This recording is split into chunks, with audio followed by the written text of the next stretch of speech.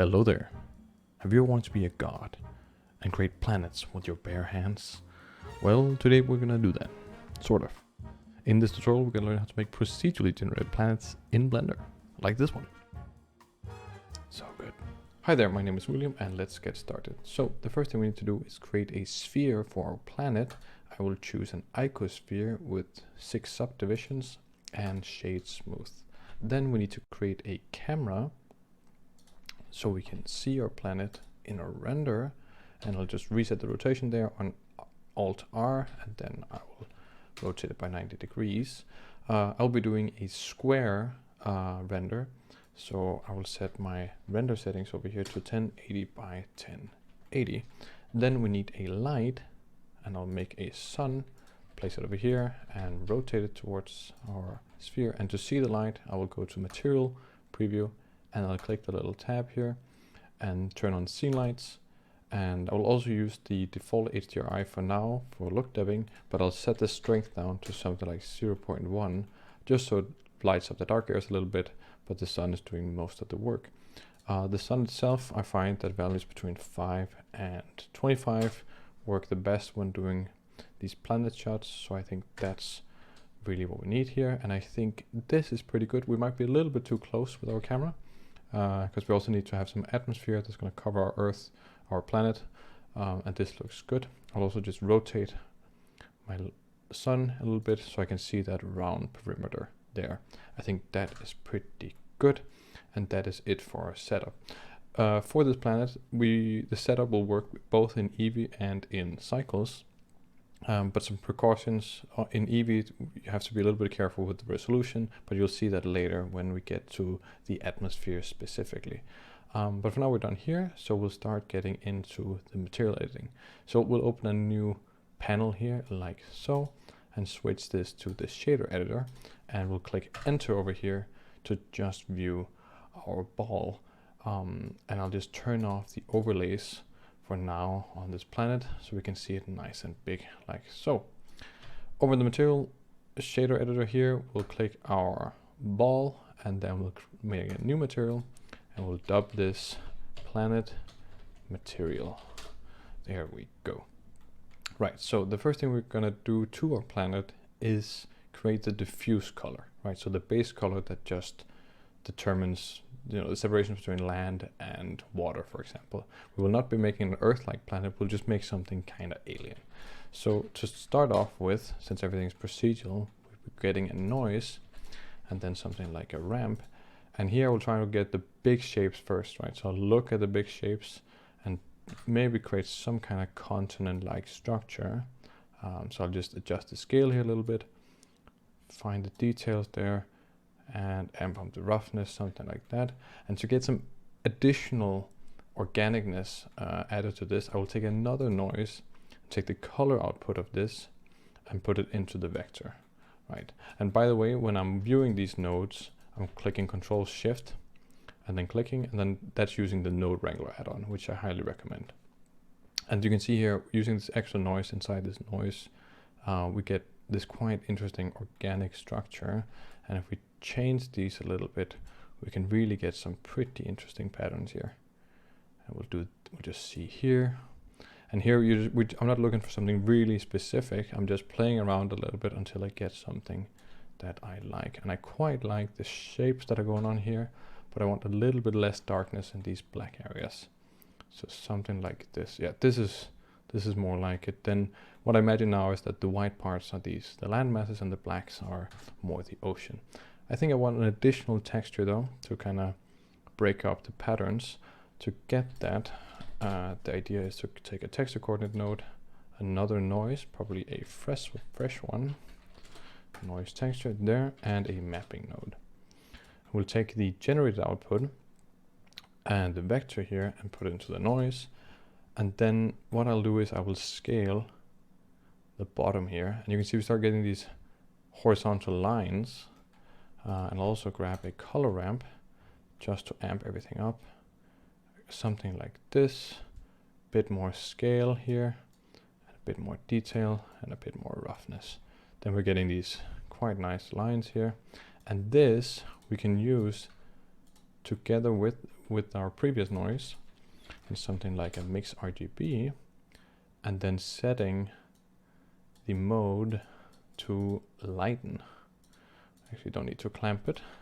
And then you can see they're kind of filling up those areas. It's a bit too harsh right now, so I will just make everything a bit darker, just so it's the hint of these white lines here. And I quite like the look of that, and we'll leave it at that.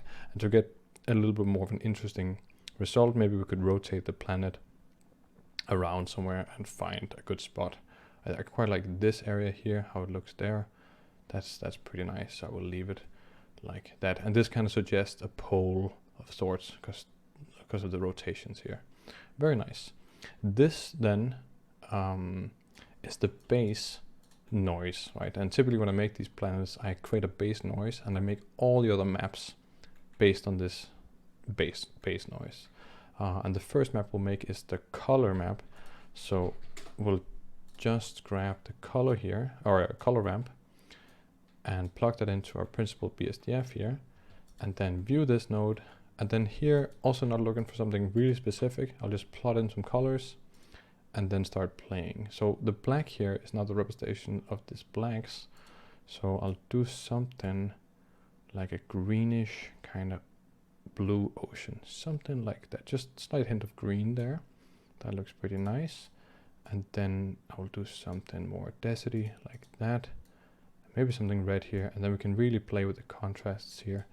And even choosing something like ease and playing with different fall-off methods can give you different results. Something like that. Maybe a bit more of the yellow here, and then a little bit of white here and there. That is quite nice. Overall, this looks pretty good. It could do with a little bit more detail. So I just go over to my noise here and just amp up the roughness a little bit there, and amp up the roughness a little bit here, and the detail for sure. There we go. Yeah, that looks pretty nice. Let's go center it back. And I think that's it for now for our color. We could do more, but we can always come back to it. The next thing we'll make is the separation in roughness, right? So if we look at our principal BSDF here, we can see that the color looks quite nice, but this roughness, right, is just even. So we'll create a roughness map based on our lighten thing here. We'll look at that, and when we are far away from the planet like this, then everything starts becoming quite rough, even the oceans. And even though we have, like, water can be quite reflective, when we're this far away, waves and general, you know, surface tension and stuff will just make things rough. So on this scale, black is pretty much a mirror, right? And white is completely rough. So we just at least want to increase the black. We don't want to have anything that is that reflective. So we'll put that quite high up. But we still want variation in the roughness. So we'll just plug our map in here. And to get that variation, we can clamp these things together, and we can really start getting a different feel for land mass and water, right? And this is the kind of thing we're looking for here. Something like this. And then we can also again play with the fall off type, and maybe you get something that's a bit more desirable. But this is really what I'm looking for. This especially, that difference there. This might be a bit too rough, so I could bring that down a little bit, just so I feel something like that. That is pretty nice.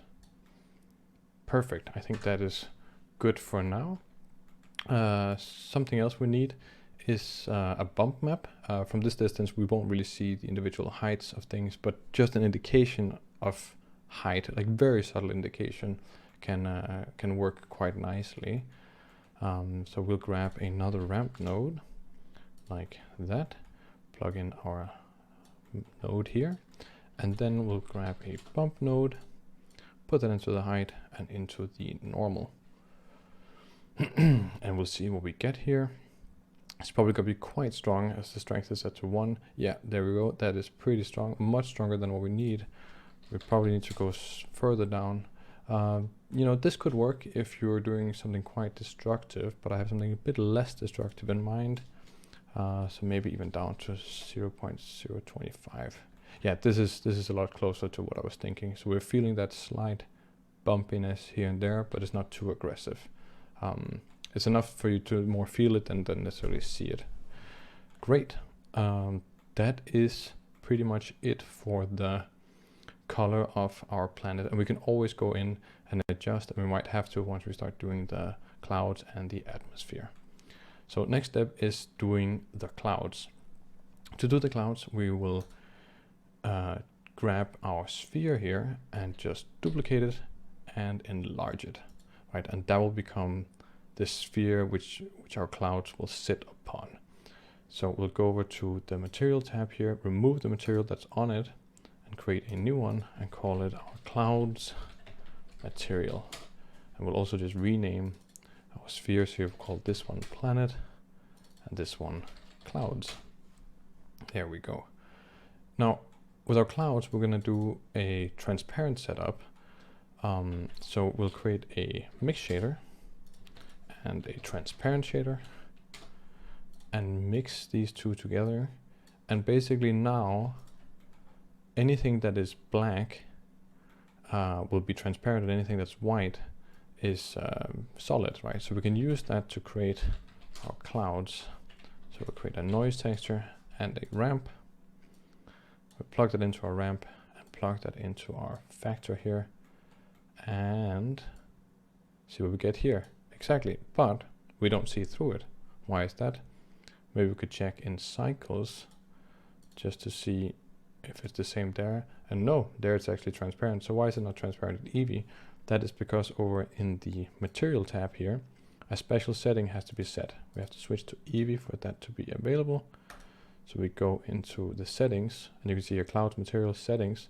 Then this setting here, blend mode, set to opaque, needs to be set to alpha blend. And now we get that see-through idea there, right? But the shadow that's being cast is still as if though the whole thing was a sphere. It's not considering the outline of the clouds. So for that we have to set the shadow mode to alpha hashed, and then we can start getting these cloudish shadows, right? The clouds are a little bit too big now, so we'll bring them closer to the surface. And then if we just really crank up the density here, then we should start seeing some shadows, but we're not really seeing very clear shadows. And that is also because in EEVEE, some settings with the sun. So if I click the sun here, then underneath bias and the max distance, you can see if I close the bias in here, you start seeing that shadow popping up there, right? So the bias up, bias down, we start seeing that shadow. And right now the max distance is 200, so it's not really giving us a lot of space. So I'll set it closer to something like 20, and usually gives you a bit higher resolution. Also under settings in EEVEE, shadows, you can set the resolution of your shadow sizes to something a bit higher. Right, cool. Back to our clouds. Now we have this kind of marshmallowy cloud, so we'll just amp up the details a little bit and the roughness a bit, and everything starts looking a bit more like clouds and a bit more see-through here maybe. And we definitely could just bring everything out a little bit just to get that hint of shadow here and there. Very nice. The one thing with these clouds is that they look quite just like noise, and they don't really have that traditional kind of flowy cloud shape. Like usually clouds have a sense of direction, a waviness. But if we give it a little bit of distortion, I think it emulates that feeling of clouds waving in the sky like this, and then maybe just amping up it almost looks like clouds moving now when we're adding the scale like this, which I quite like. Just sometimes it doesn't look completely right, but just play with it a little bit until you get something that is somewhat close, like that. And then I will just make it a bit less here and a bit more soft there. And then maybe I will set the fall off type to something like ease. I think that's pretty good. Something like that, maybe a bit smaller here. Yep, that is pretty nice. Okay, that is it for the clouds for now. We might have to come back to them when we do our atmosphere, but for now this is good. we'll grab our clouds, and to create our atmosphere, it's a little bit different. We still need a sphere, but we'll make it a little bit bigger, so it's around there. And then we'll go to our material tab, delete the material, and call this one atmos, and create a new material called atmos material.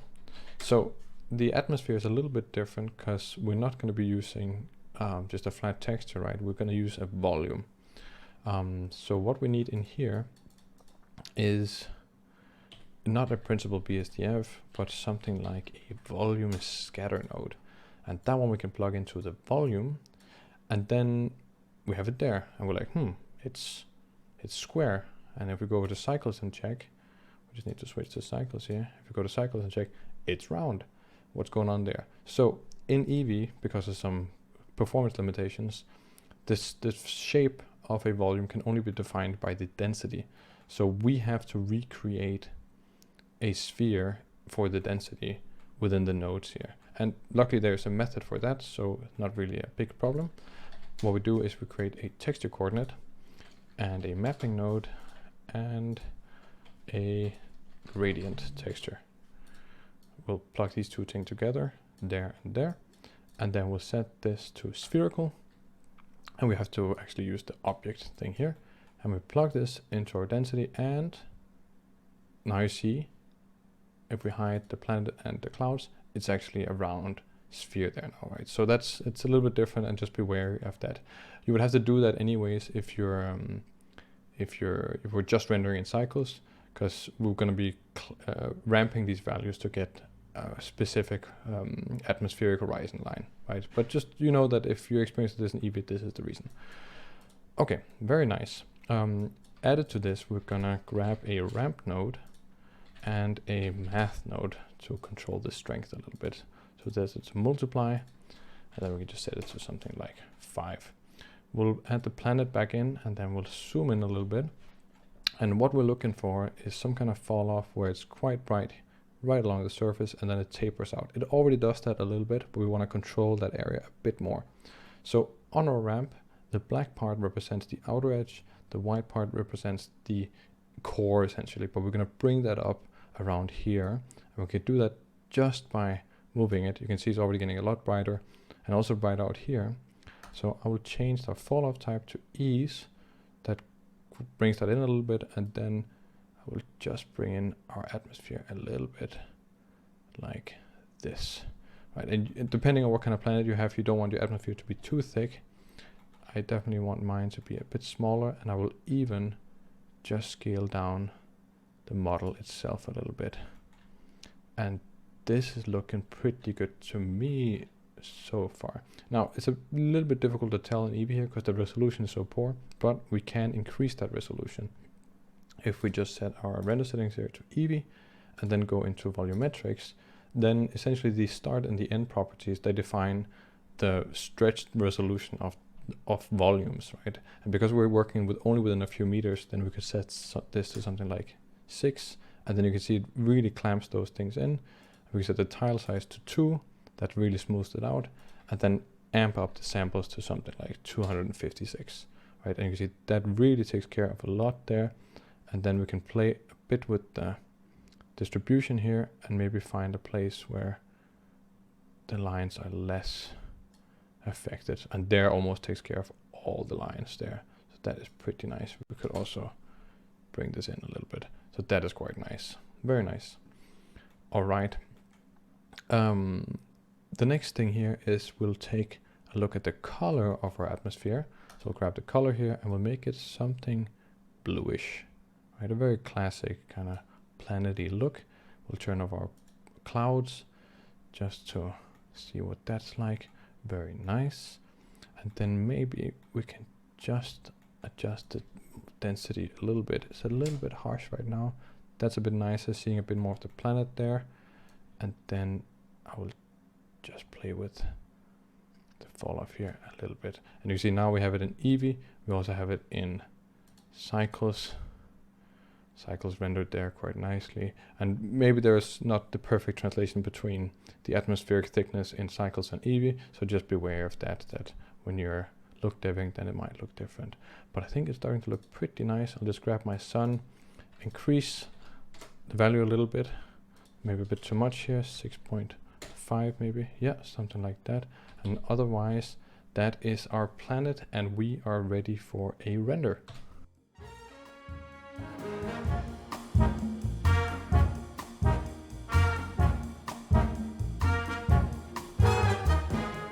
There you have it, how to make procedurally generated planets in Blender. I hope you enjoyed this tutorial. If you want to know more about creating procedurally generated planets in Blender, then you can check out an extended tutorial I made over on Gumroad. There we'll look at how to make something Earth-like, lava planets, city planets, and how to do advanced clouds, and a little bit about finalizing and compositing your planets. So go check that out, link in the description below. If you like this video, give it a like. If you want to see more from us, then follow us on our YouTube channel and various social media. All can be found in the description below. Thanks for now, and bye.